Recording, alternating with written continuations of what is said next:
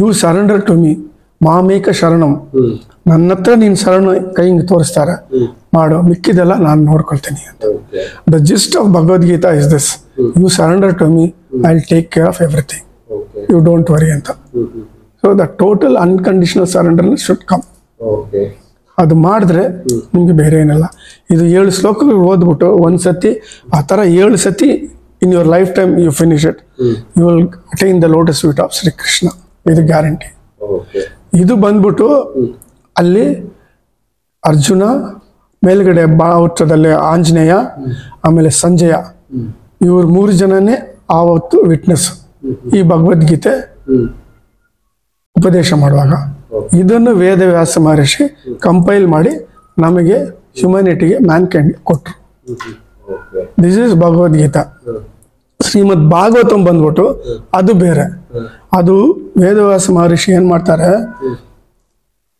ಎಲ್ಲ ಪುರಾಣಗಳು ಬರೆದು ಬಿಡ್ತಾರೆ. ಬರೆದ್ಬಿಟ್ಟು ಆದ್ರಿಂದ ಅವ್ರಿಗೆ ವ್ಯಾಸ ಮಹರ್ಷಿ ವೇದವ್ಯಾಸ ಮಹರ್ಷಿ ಅವ್ರಿಗೆ ಸ್ಯಾಟಿಸ್ಫ್ಯಾಕ್ಷನ್ ಆಗಲ್ಲ. ಏನೋ ಒಂದು ಕೊರತೆ ಇರ್ತದೆ, ಏನು ಅಂತ ಗೊತ್ತಾಗಲ್ಲ, ಕೂತಿರ್ತಾರೆ. ಆವಾಗ ನಾರದ ಮಹರ್ಷಿ ಬಂದು ಕೇಳ್ತಾರೆ, ಏನಾಯ್ತು ಈ ಥರ ಇದ್ದಾರೆ. ಅಯ್ಯೋ ಅದಕ್ಕೇನು, ಅದಕ್ಕೊಂದು ಸೊಲ್ಯೂಷನ್ ಇದೆ. ನೀವು ಮಹಾವಿಷ್ಣು ಅವ್ರದ್ದು ಅವತಾರಗಳು ನೀವು ಅದನ್ನ ರಚಿಸಿ ಪರಿಪೂರ್ಣ ಆಗ್ತದೆ.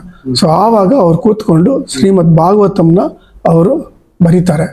ಆವಾಗ 18 ಪುರಾಣ ಕಂಪ್ಲೀಟ್ ಆಗಿ ಅವ್ರ ಕೆಲಸ ಕಂಪ್ಲೀಟ್ ಆಗ್ತದೆ, ಅವ್ರಿಗೆ ಸ್ಯಾಟಿಸ್ಫ್ಯಾಕ್ಷನ್ ಬರ್ತದೆ.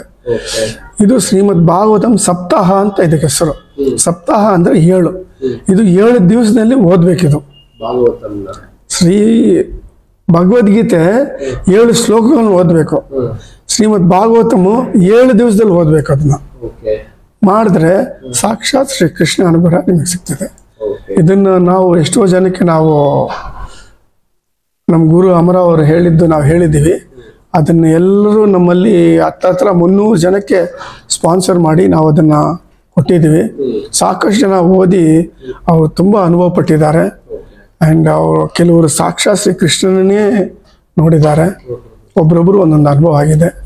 ಅದು ನಾವು ಎಕ್ಸ್ಪೀರಿಯನ್ಸ್ ನಾವು ಹೇಳೋ ಬದಲು ಯಾರು ಕೇಳ್ತಾರೆ ಇದನ್ನ ಅವ್ರು ದಯವಿಟ್ಟು ಅವ್ರ ಲೈಫ್ ಟೈಮ್ನಲ್ಲಿ ಶ್ರೀಮದ್ ಭಾಗವತಮು ಇವ್ರದ್ದು ಗೀತಾ ಪ್ರೆಸ್ ಗೋರಖ್ಪುರ್ದು ಆ ಎಡಿಷನ್ ತಗೊಂಡು ಓದಿದ್ರೆ ಅವ್ರಿಗೆ ಖಂಡಿತ ಮೋಕ್ಷ ಸಿಗ್ತದೆ, ವೈಕುಂಠ ಸಿಗ್ತದೆ. ಗೀತಾ ಪ್ರೆಸ್ ಅವ್ರದ್ದು ಸ್ವಲ್ಪ ಈಸಿಯೆಸ್ಟ್ ಆಗಿದೆಯಾ ಓದೋದು? ಇಲ್ಲ, ಅದು ಒರಿಜಿನಲ್ ಎಡಿಷನ್ ವಿಚ್ ಕಂಟೈನ್ಸ್ 12 ಸ್ಕಂದಾಸ್. ನೀಟ್ ಆಗಿದೆ, ಎಲ್ಲ ಇದೆ. 2 ಪಾರ್ಟ್ 1 ಪಾರ್ಟ್ 2 ಬರ್ತದೆ. ಆಲ್ಮೋಸ್ಟ್ ಆಲ್ ಲ್ಯಾಂಗ್ವೇಜಸ್ ನಲ್ಲಿ ಇದೆ. ಅದು 2 ಬುಕ್ ದೊಡ್ಡ ಕಾಣಿಸ್ತದೆ. ಸೈಕಲಾಜಿಕಲಿ ಅವ್ರಿಗೆ ಭಯ ಬಂದ್ಬಿಡ್ತದೆ, ಓ ಇದಪ್ಪ ಅಂತ. ಇಲ್ಲ, ಒಂದ್ ಕಡೆ ಸಾಂಸ್ಕ್ರಿಟ್ ಇದೆ, ಒಂದ್ ಕಡೆ ಟ್ರಾನ್ಸ್ಲೇಷನ್ ಇದೆ. ಆ ಟ್ರಾನ್ಸ್ಲೇಷನ್ ಮಾತ್ರ ಓದಿದ್ರೆ ಇವು ಸಾಕು. ಅದಕ್ಕೆ ಒಂದು ನಿಯಮಕ ಇದೆ, ಅದನ್ನ ಬೇಕಾದ್ರೆ ಹೇಳ್ಬೋದು ನಾವು ಇನ್ನೊಂದ್ಸತಿ.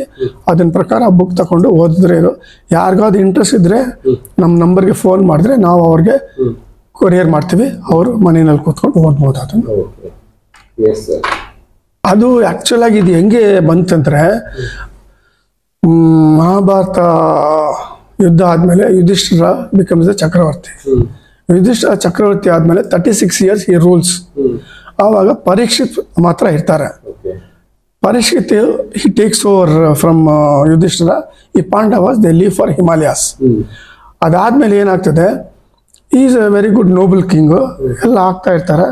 ಆವಾಗ ಒಂದ್ ದಿವಸ ಇವರು ಕಾಡಿಗೆ ಹೋಗುವಾಗ ಕಲಿಪುರುಷ ಬರ್ತಾನೆ. ಬಂದ್ಬಿಟ್ಟು ರಿಕ್ವೆಸ್ಟ್ ಮಾಡ್ತಾನೆ, ಅಪ್ಪ ನೀನು ಒಳ್ಳೆ ಚಕ್ರವರ್ತಿ ನೀನು, ಆದರೆ ಕಲಿಯುಗ ಶುರು ಆಗ್ತಾ ಇದೆ, ದ್ವಾಪರಯುಗ ಎಂಡ್ ಆಗಿದೆ. ಸೊ ನಾನು ಬರಬೇಕು, ನನಗೆ ನೀನು ಅಪ್ಪಣೆ ಕೊಟ್ರೆ ನಾನು ಪ್ರವೇಶ ಮಾಡೋಕ್ಕೆ, ದಯವಿಟ್ಟು ನೀನು ಅಪ್ಪಣೆ ಕೊಡು ಅಂತ. ಸರಿ ಅಂತ ಇವ್ರಿಗೆ ಹೇಳ್ತಾರೆ. ಸರಿ ನಾನು ಅಪ್ಪಣೆ ಕೊಡ್ತೀನಿ. ಅವ್ರು ಕೇಳ್ತಾರೆ, ನನಗೆ 3 ಜಾಗ ಕೊಡ್ಬೇಕು ನೀನು. ಯಾವುದು? Gold, wine, women. ಈ 3 ಜಾಗ ಕೊಟ್ಟರೆ ನಾನು ಪ್ರವೇಶ ಮಾಡಿ ನನ್ನ ಒಂದು ಪ್ರಭಾವವನ್ನು ನಾನು ಎಸ್ಟಾಬ್ಲಿಷ್ ಮಾಡ್ಕೊಳ್ತೀನಿ ಅಂತ. ಸರಿ ಅಂತ ಅವರು ಫಸ್ಟು ಅವ್ರ ಕಿರೀಟ ಮೇಲೆ ಬರ್ತಾರೆ. ಆಮೇಲೆ ಪ್ರವೇಶ ಮಾಡ್ಬಿಟ್ಟು ಆ ರಾಜ್ಯದಲ್ಲಿ ಶುರು ಆಗ್ತದೆ ಎಲ್ಲ ಅಧರ್ಮ, ಸ್ವಲ್ಪ ಗ್ಯಾಂಬ್ಲಿಂಗು, ವುಮೆನ್ನು, ವೈನ್ ಇದೆಲ್ಲ ಶುರು ಆಗ್ತದೆ. ಒಂದ್ ದಿವಸ ಏನಾಗ್ತದೆ, ಪರೀಕ್ಷಿತ್ ಮಹಾರಾಜು ಕಾಡಿಗೆ ಹೋಗ್ತಾರೆ ಬೇಟಾಡಕ್ಕೆ. ಯೂಶಲ್ ಆಗಿ ರಾಜರ ಕಾಲದಲ್ಲಿ ಹೋಗ್ತಾ ಇರುವಾಗ ಅವ್ರಿಗೆ ತುಂಬಾ ಬಾಯಾರಿಕೆ ಆಗ್ತದೆ. ಬರ್ತಾರೆ, ಆಶ್ರಮದಲ್ಲಿ ಒಂದು ಋಷಿ ಕೂತ್ಕೊಂಡು ಧ್ಯಾನದಲ್ಲಿರ್ತಾರೆ.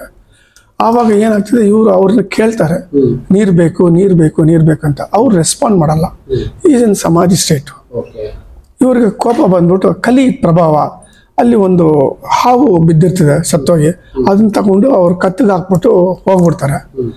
ಅವ್ರ ಮಗ ಬಂದು ನೋಡ್ತಾರೆ. ನೋಡ್ಬಿಟ್ಟು ಆ ಮಗ ತಪಸ್ವಿ ಕೋಪ ಬಂದ್ಬಿಟ್ಟು ಯಾರು ಇದನ್ನ ಮಾಡಿದ್ರೋ ಅವ್ರಿಗೆ 7ನೇ ದಿವಸ ತಕ್ಷಕ ಹಾವು ಬಂದು ಬೈಟ್ ಮಾಡಿ ಸತ್ತೋಗ್ತಾನೆ ಅಂತ ಶಾಪ ಕೊಟ್ಬಿಡ್ತಾರೆ.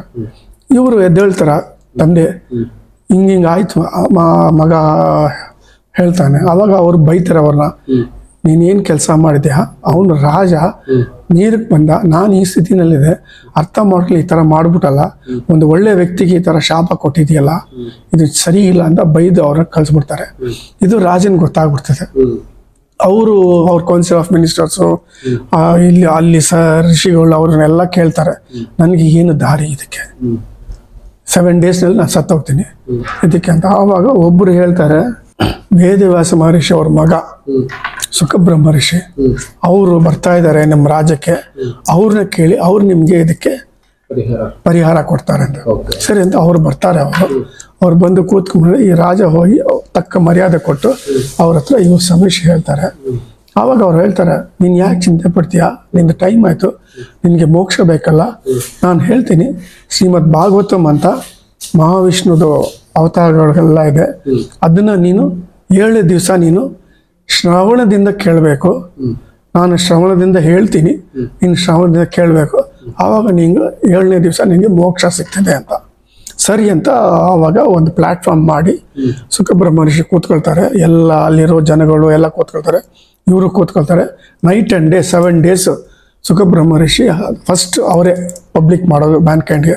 ಅವರೆಲ್ಲ ಅದನ್ನ ಹೇಳ್ತಾರೆ. ಅದನ್ನ ಹೇಳಿದ್ಮೇಲೆ 7ನೇ ದಿವಸ ನಿಮಗೆ ಗೊತ್ತು, ತಕ್ಷಣ ಬಂದು ಇವ್ರನ್ನ ಸಾಯಿಸ್ತಾರೆ, ಇವರು ವೈಕುಂಠಕ್ಕೆ ಹೋಗ್ತಾರೆ. ಸೊ ಆವಾಗ್ಲಿಂದ ಶ್ರೀಮದ್ ಭಾಗವತಂ ಅಂದ್ಬಿಟ್ಟು 7 ದಿವಸದಲ್ಲಿ ಯಾರು ಓದ್ತಾರೋ ಅವ್ರಿಗೆ ಮೋಕ್ಷ ಸಿಗ್ತದೆ ಅಂತ. ಆ ನಡೀತಾ ಇರುವಾಗ ಶ್ರವಣ, ಒಂದು ತಾಳೆ ಗಿಡ ಇರ್ತದೆ, ಅದ್ನಲ್ಲಿ ಒಂದು ಆತ್ಮ ಇರ್ತದೆ, ಅದಕ್ಕೂ ಮೋಕ್ಷ ಸಿಗ್ತದೆ, ಆ ತಾಳೆ ಗಿಡಗೂ ಮೋಕ್ಷ ಸಿಗ್ತದೆ. ಇದು ಶ್ರೀಮದ್ ಭಾಗವತಂ ಕಥೆ. ಇವಾಗ ಶ್ರೀಮದ್ ಭಾಗವತಂ ಬಗ್ಗೆ ಎಲ್ಲ ಪ್ರಚಾರ ಮಾಡ್ತಾರೆ, ಸಿಕ್ಕಾಪಟ್ಟೆ ಹೇಳ್ತಾರೆ, ಅದರ ಅರ್ಥ ಮಾಡ್ತಾರೆ. ಬಟ್ ಅದೆಲ್ಲ ಬೇಕಾಗಿಲ್ಲ. ನಮ್ಗೆ ಬೇಕಾಗಿರೋದು ನಮಗೆ ಏನಾಗ್ತದೆ ಅಂತ. ಅದಕ್ಕೆ ನೀವು ಸ್ವಂತ ಅದನ್ನು ಓದಬೇಕು 7 ದಿವಸದಲ್ಲಿ. ಆವಾಗ ನಿಮಗೆ ಕೈಗೆ ನಿಮಗೆ ಫಲ ಸಿಗ್ತದೆ. ಇನ್ನೊಬ್ಬರು ಅದನ್ನ ಚಾಪ್ಟರ್ ಬೈ ಚಾಪ್ಟರ್ ಹೇಳೋದು ಅದು ಇದೆಲ್ಲ ಅದು ಒಂಥರ ಪ್ರವಚನ, ಅದು ಅಷ್ಟೇ. You ask someone to sit and ask him to narrate. ಶ್ರವಣ ಹೇಳುವವರು ತ್ರಿಕರಣ ಶುದ್ಧಿಯಾಗಿ ಮನಸ ವಾಚ ಕಾಯದಿಂದ ಮಾಡಬೇಕು. ಶ್ರವಣ ಕೇಳೋರು ಅದೇ ತರ ಮಾಡ್ಬೇಕು, ವೈಸ್ ವರ್ಷ. ಈಗ ಕೆಲವೊಬ್ರಿಗೆ ಅದೇ, ಈಗ ಹಳ್ಳಿ ಕಡೆ ಇರೋರಿಗೆ ಓದೋದಕ್ಕೆ ಬರೆಯೋದಕ್ಕೆ 2 ಆಗೋದಿಲ್ಲ ಅಂತವ್ರಿಗೆ ಈಗ ಒಳ್ಳೆ ಪಂಡಿತರನ್ನ ಕರೆದು ಅವ್ರಿಗೆ ಒಂದು ಆಸನ ಕೊಟ್ಟು ಅವ್ರಿಗೆ ಮರ್ಯಾದೆ ಕೊಟ್ಟು ಹಳ್ಳಿಯವರೆಲ್ಲ ಜೇರಿ ಕೂತ್ಕೊಂಡು ಅವರು ಅದು ಹೇಳ್ತಾ ಇದ್ರೆ ಕೇಳೋದು. 7 ದಿವಸ ಕೇಳಿದ್ರೆ ಎಲ್ಲರಿಗೂ ವೈಕುಂಠ ಕೈವ ಸಿಗ್ತದೆ, ಪ್ರಾಪ್ತಿ ಆಗ್ತದೆ. ಈಗ ಪಂಡಿತರು ಒಳ್ಳೆ ಸ್ಕಾಲರ್ ಇದ್ದಾರೆ, ಆ ತರ ಒಬ್ರು ಒಳ್ಳೆಯವ್ರ ಜನಗಳು ಇದ್ದಾರೆ, ಹುಡುಕ್ಬೇಕು ನಾವು. ದುಡ್ಡು ಕೊಟ್ರೆ ಬೇಕಾದ್ರೂ ಸಿಗ್ತಾರೆ, ಬಟ್ ಒಳ್ಳೆಯವ್ರನ್ನ ಇರ್ತಾರೆ. ನಾವು ಆ ಹಂಗರ್ ಇರಬೇಕು. ಹಂಗರ್ ಇದ್ದು ಆ ಶ್ರೀ ಕೃಷ್ಣ ಪರಮಾತ್ಮನು ಸಂಕಲ್ಪ ಮಾಡ್ಕೊಂಡ್ರೆ ಆಯಪ್ಪ ತೋರಿಸ್ತಾನೆ, ಅವನೇ ದಾರಿ ತೋರಿಸ್ತಾನೆ. ಬೇಕಾಗಿಲ್ಲ. ಅವ್ರು ಏನ್ ಓದ್ತಾರೋ ಅದನ್ನ ಕಣ್ಣು ಮುಚ್ಕೊಂಡು ಹೃದಯದಲ್ಲಿ ನೀವು ಅದನ್ನ ಕೇಳ್ತಾ ಇದ್ರೆ ಸಾಕು, ಅದು ಒಳಗಡೆ ಹೋಗಿ ನಿಮ್ ಬಾಡಿನಲ್ಲಿ ಅಸಿಮಿಲೇಟ್ ಆಗ್ತದೆ.